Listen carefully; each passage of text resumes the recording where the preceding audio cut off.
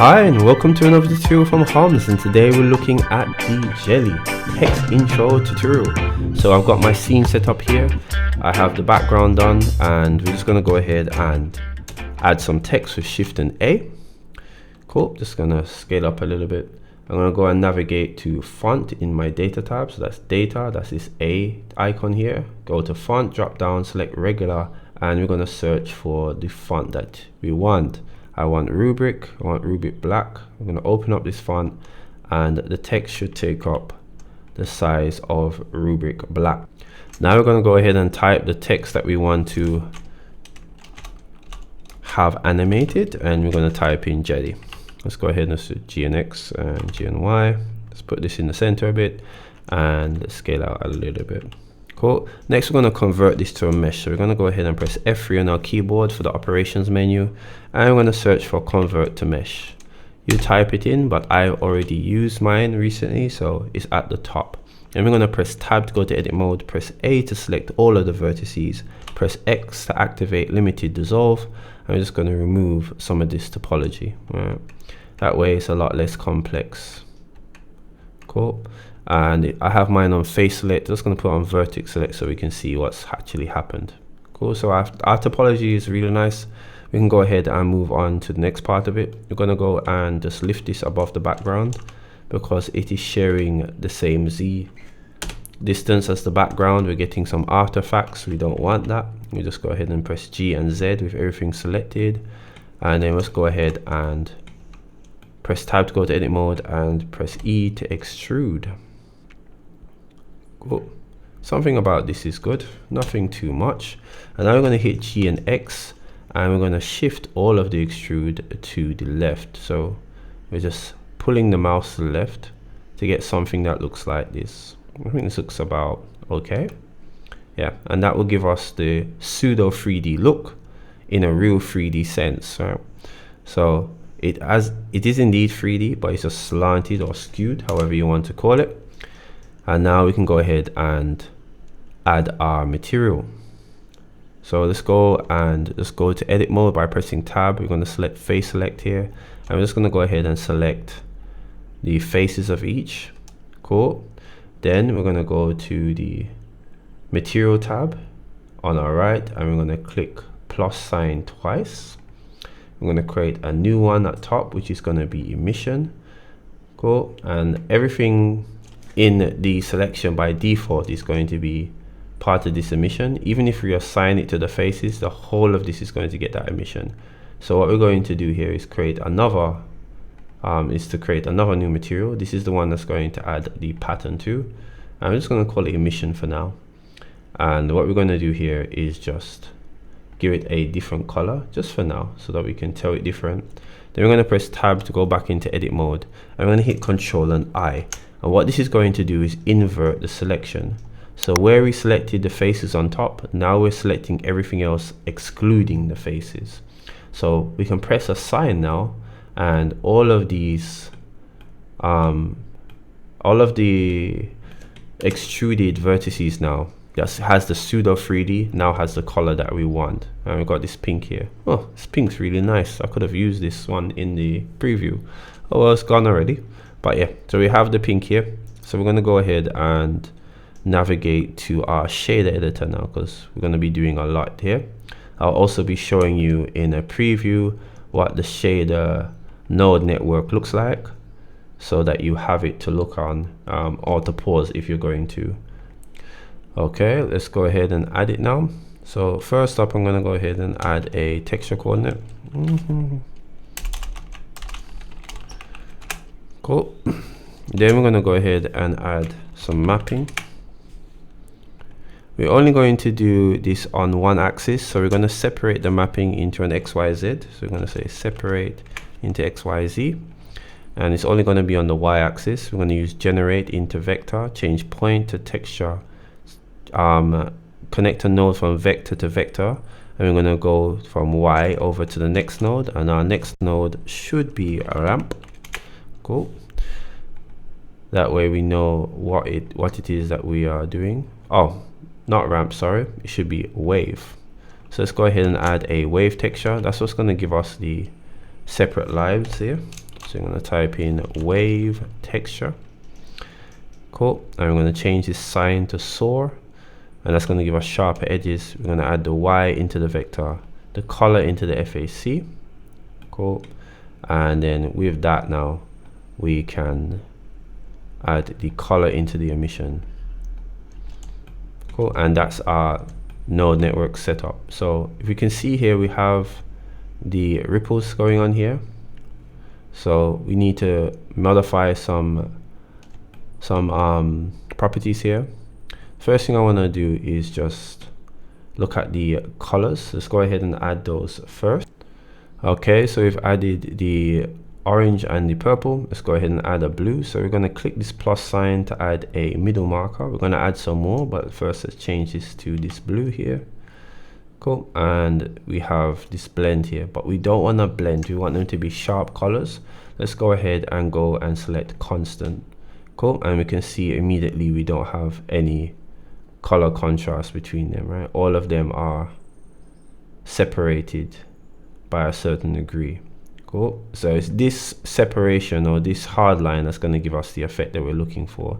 So what we're going to do next is that we're going to add some black outline in between each line, and we do that by adding more of these markers here. Let's go ahead and zoom in, just using our middle mouse button here, and this is going to turn to a black. Cool. And we're going to do the same for this one here. Let's add another one and add one more, and the middle one is going to turn into a black, and that is going to give us our outline. Cool. And now we can move on to the shape, or the scale of it.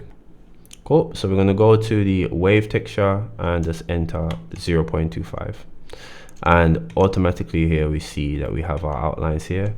Our black's a bit thick because I wanted you to be able to see it before I actually thin it out, and that's good. And I think I'm going to change our Y to about -0.02, and that's going to bring it down a bit. And essentially this is our material. So we have our material and we have our text ready to move on to the next section.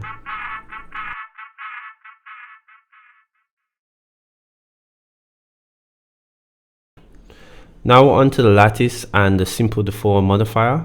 So we're going to go ahead and just prepare our text for that. So we left with the texture, and we have one more step to do with the texture. So first we're going to separate the text. So it's going to go and press tab to go to edit mode, press A with the text selected, and we're going to go ahead and press P, and that's the separate tool or separate shortcut. We're going to separate by loose parts here, and that means that all objects or all parts in this one object that do not share vertex data together will be separated into its own object. So now we have separate objects for each of the characters. Then we're going to go ahead and select all of these with shift, right, and right clicking. For me, for you would be left clicking, and we're just going to go ahead and hit Control and A, and this is a shortcut for scale apply, right, or for transformation apply. So we want to set the transformation to 1, and this is important for textures because textures use the scale, location, rotation data of the native object to determine its coordinate points for where to put the texture.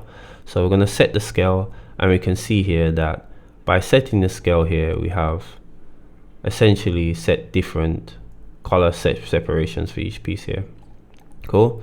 And we can always go into the texture now and play about with the scale a bit to get what we want, but you really want the scale to be as close to what you intended as possible, and this looks about right here.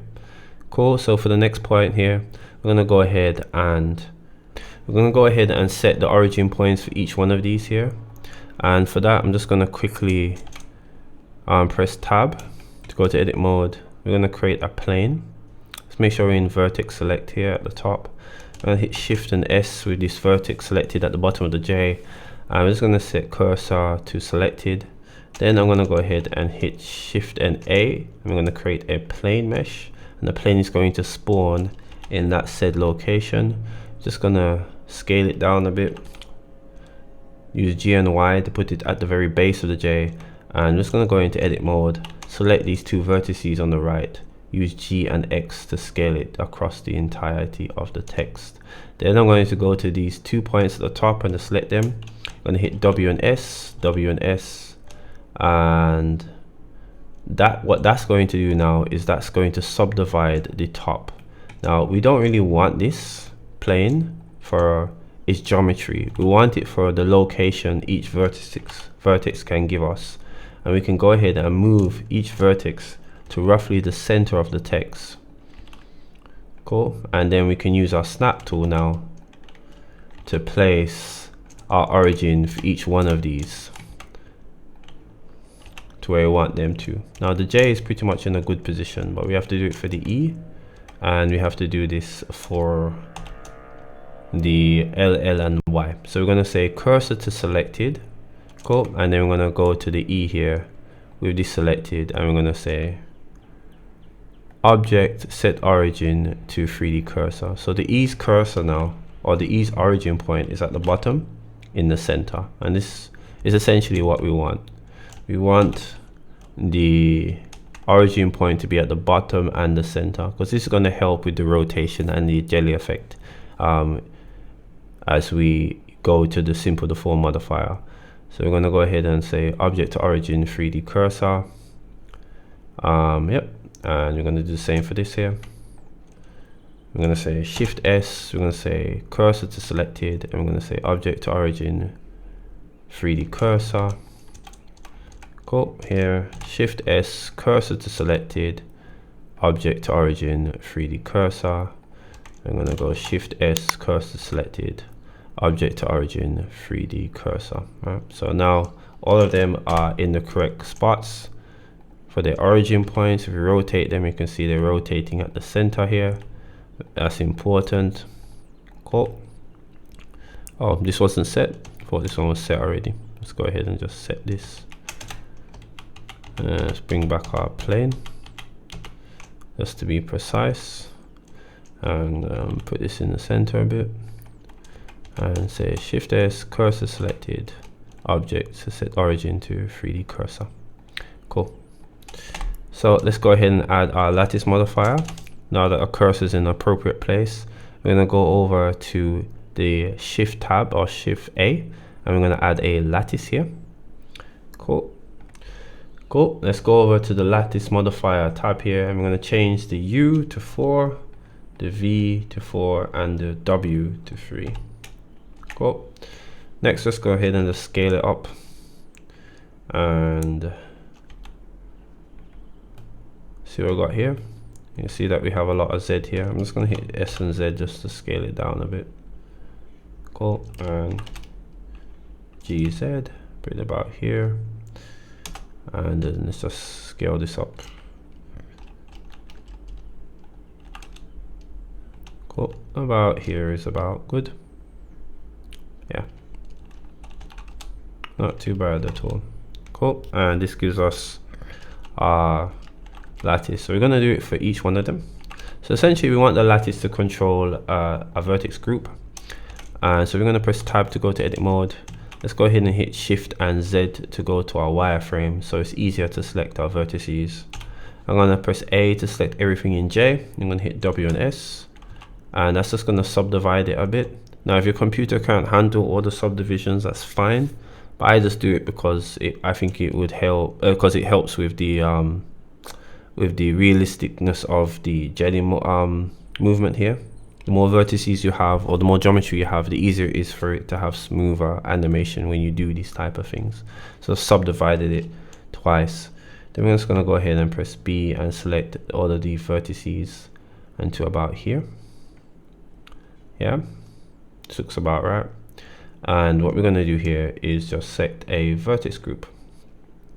Cool. And we're just going to hit assign here. That's it. That way we know that this is selected. Let's deselect it and select it, and we know that we have indeed assigned this vertex group.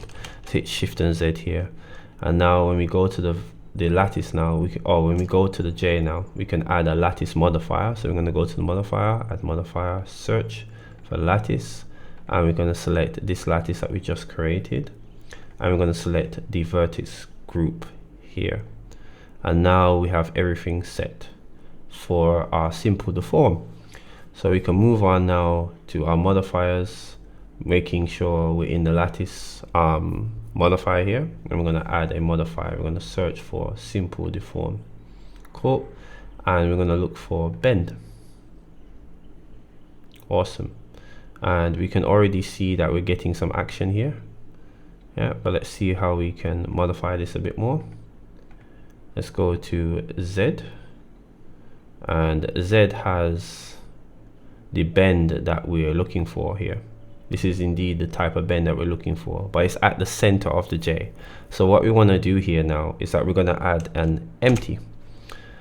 Cool. And this is our cone empty here, and this is going to be our pivot point for the bend. So let's go ahead and just call this J pivot using F2. Cool. And let's go ahead and go to the simple deform, and we're going to select the origin to be this empty. Now when we move it to the side, we can see that we're getting a motion that goes up and down. So this is essentially finished, except for one last thing, and that is that we need to do the weight painting, because the weight painting here is a bit too heavy or a bit too linear. So we need to make it more smooth, and we can do that by navigating, by selecting the J and navigating to weight paint mode. Select A to select all the vertices, and let's go to weight paint, and we see that we have a very jagged distribution of weight paint here. So we're just going to go ahead and manipulate the radius to control this a bit better, and manipulate the strength and the weight so that we have a more even distribution of control. Cool. And the more we reduce the weight, is the less or the heavier the material becomes, right? So the less controlled that material is by whatever movement you have the vertex group applied to. All right, when dealing with the weight paint here, you want to try and make sure that you have an even distribution at the bottom. The reason why I say the bottom is important for the even distribution, just in general you want an even distribution, but at the bottom more so, is because this is where you're going to see the most crumpling. So when you're dealing with the vertex paint here, and you're painting your surfaces, cool, and bring the weight down a bit, bring down the radius too. Yeah, so essentially you just want to get it as smooth as possible. Still could do some work, but this is a good bend that we have here. Cool. So we're going to apply it towards the letters, and then we're going to come back.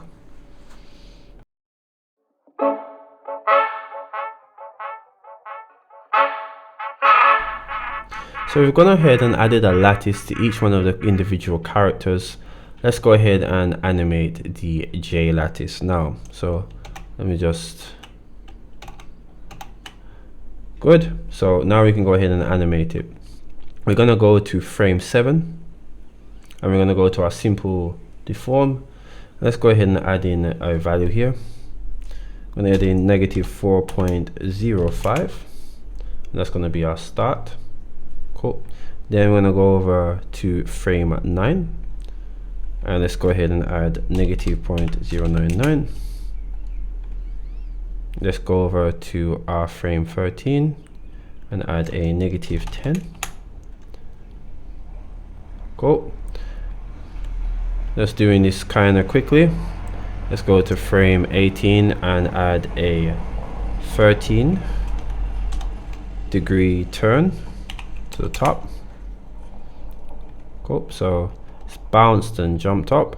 We're going to go over to frame 23, and we're going to add a negative turn again, -8. So keyframe, and we're going to come up here and add a second negative here at frame 27. Let's bring it back to the baseline here with a 0.04, and you can see that the animation is just going to begin to dissipate now, and bring it to 32. Cool. And let's go ahead and use a negative at 0.19. Cool. So it just dissipates out. Cool. This looks good. Yeah. So the only thing is that this is only wobbling on one side, right? And that's because our empty that controls the pivot point is only at one side. So if you look at the empties here to the E and the L and to the side here, we can see that they're moving to the side. So we're going to go ahead and do that to complete the jiggle effect here. And what we want to do here is just cool. So on the X, because we're going to move it on the X so that we move the pivot closer to the J and further away from the J. It's going to insert a keyframe on frame 12.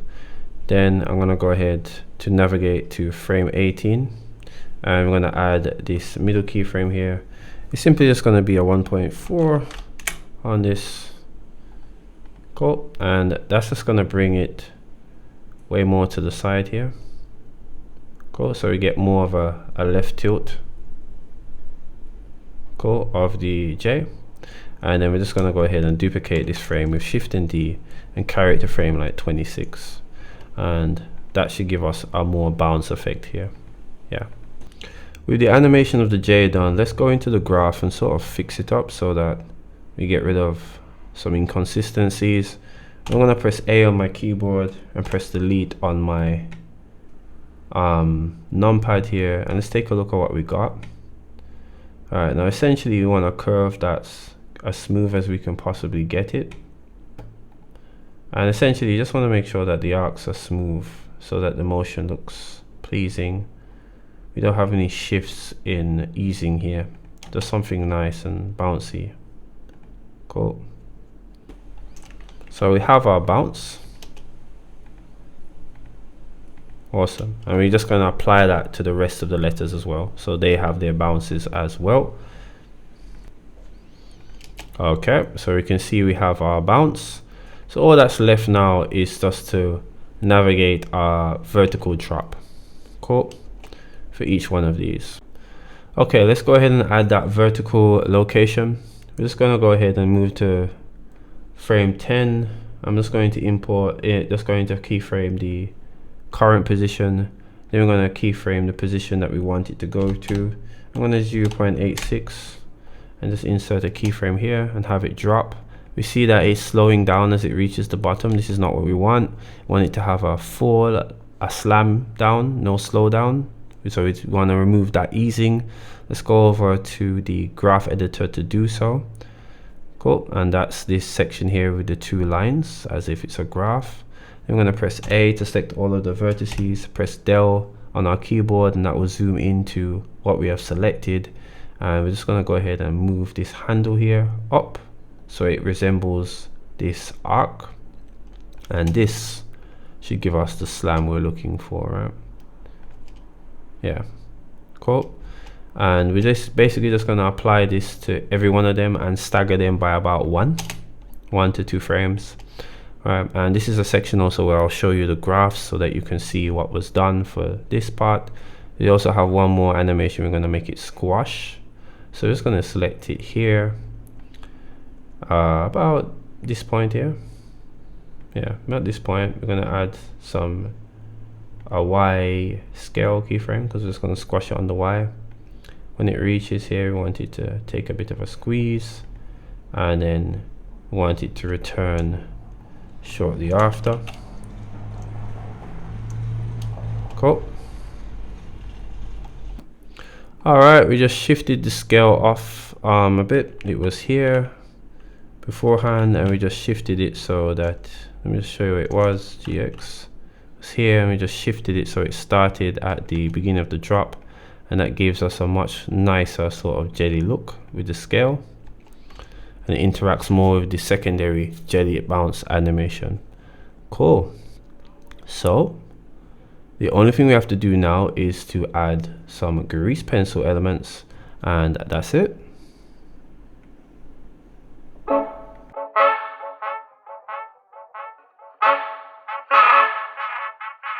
Look, and we have this effect playing out here. Looks really good. All we have to do now is add the line art, and add some of the grease pencil smoke, which is, or dust particles, which is what we're going to add now. So let's go ahead and add the line art. We're going to go to a modifier. We're going to go ahead and press Shift and A. We're going to go to grease pencil, and we're going to bring up the, well, we can pretty much bring up the collection line art. So essentially what you want to do is put all of these in the collection first before operating this. Cool. Once you do that, you're in a much better position. And I have all of mine in a collection called Text09. You can do that by selecting each one, pressing M, and then moving it to the desired collection. While in M, you can also create a new collection as well. So once you have it in the collection here, you're going to go to grease pencil, collection line art, and you're going to select the appropriate collection. Right? So the collection I want is Text09. Cool. And now we have our line art. So it's going to be slow to render for me because I also got this thing going on as well. But it's going to put everything in on front. You decide how much thickness you want. I think I put mine at like 33 thickness. Yeah, I think that was my preferred thickness. And then what we want to do is that we want to just bake this. So we're going to go over and we're going to click bake all. Cool. Or bake line art here. I think yeah, bake line art is perhaps the best one that you should use. And let's go ahead and do that. And that's just going to go ahead and bake all of the line art animation. Cool. And you'll see a bar at the bottom. My computer is pretty fast with it, so it's good. Then in order for you to edit this now, you're going to have to click continue without clearing. Cool. And next, once you want to do this now, you just want to go ahead and apply this now. So you're going to just apply all keyframes. Cool. And with the app, that's going to apply all of the bake data into a row of keyframes. And that way we just don't have to worry about render times anymore. And we don't have to worry about the line modifier. It's kind of slowing up the computer. Cool, it's supposed to be finished now. Let's go ahead and go to dope sheet, and we can see all of the keyframes that have been set by the line art modifier. Now by default, the line art modifier is in front. So if you don't want that, then you can disable that in the viewport. Let me just show you that in a second, and just hide these so that things are a bit easier to see. Let's go to empties and hide that. Yeah, it's a bit cleaner. Let's show up. Cool. You see this looks really good. So what we can do here now is just go over to the viewport. You can find that in object here, viewport display, select your line art when you're doing so, and you'll see in front, and you just click away the in front, and you'll be able to put other things in front of it, right? And it won't interfere with other stuff in case you want to do that. But for now, we're just going to go into grease pencil itself, and let's create some clouds. So we're going to go into grease pencil, just create a blank. Let's move this blank over here, and let's begin animating at about the drop of the J, which is about frame 11. Cool. Now I've got my drawing tablet here, drawing with. You may want to navigate with something else here, but I'm just going to move the screen such that we move to the drawing screen, and then we'll just come back. All right, cool. So we're on my drawing monitor here now, and what we're going to do is just open up a 2D animation window, and you'll be greeted with a lot of stuff here. Let me just go ahead and just navigate back to where I was on, and we can see what we have here with the line art modifier. Let's go ahead and just disable that so that it's not interfering with our animation here. Cool. We can just see what we need to see raw, and just we can move our camera up as well. Let's bring this up a bit. Yeah, so just using the middle mouse button to scroll and bring up. Cool. The reason we go into the 2D animation workspace is because we want to utilize the onion skinning. I think that's an important feature. Okay, so we have this part of the tutorial sped up. We're in grease pencil, I'm just drawing the cloud. We're just focusing on making sure that the cloud or the dust particle or the smoke, however you want to call it, has that the line is straight. We make sure that we're also in the 2D workspace in Blender, because we can activate the onion skin from that workspace. And you can see the little green line underneath the black line as I draw. That's the onion skin, which helps to guide our next animation based on what we had done prior. Right, we want to say so the clouds are puffy. We have a kind of fast start as the J hits the ground and moves out, and then the cloud just expands with that fast start until we reach a point where the cloud has reached its saturation point, and we begin to decay the cloud from its starting point here. We also could have moved it a lot more along the X, right, in terms of giving it more distance. Right, but I chose to make it secluded, not secluded, but constrained within its particular space, because we're going to have 3 of them, each at a different character, so it's sensible. Here you see the decay here, kind of looking like a tooth. Good. And the cavity in that tooth from the bottom up will increase gradually as the cloud or as the dust particle slows down. Cool. And then what you want to do is just increase that cavity until you reach the point of breakage where the cloud now breaks, because the cavity has reached too far into its physical structure, and it separates into 3 different, well, in this case it will separate into 3 different parts. Well, and that's what we're aiming for when we're using for the grease pencil piece here. And in general, that's just how clouds work, right? When they reach that saturation point and the speed begins to decrease, they begin to break apart and turn into smaller versions of themselves as they expand and dissipate over time. And we're making sure that the keyframes as we go to the expansion are closer to the end, closer to the beginning, but more spread out during the center of the animation. So if you enjoyed this tutorial, give me a thumbs up.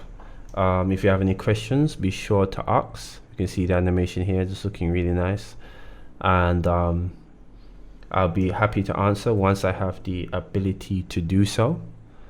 This is the first time we've done a live grease pencil illustration in one of my tutorials. I usually have it already pre-done already. But I think it's good for you to see, even though it's sped up, just for easier viewing.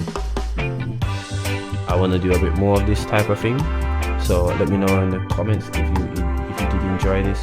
I haven't really added this into the workflow yet, but we'll add it. Oh, here we're just putting the smoke in front so that it shows in front of the line art as well. Cool, so that you should just have that. Alright, until I see you again with another tutorial, get up and design a new dawn.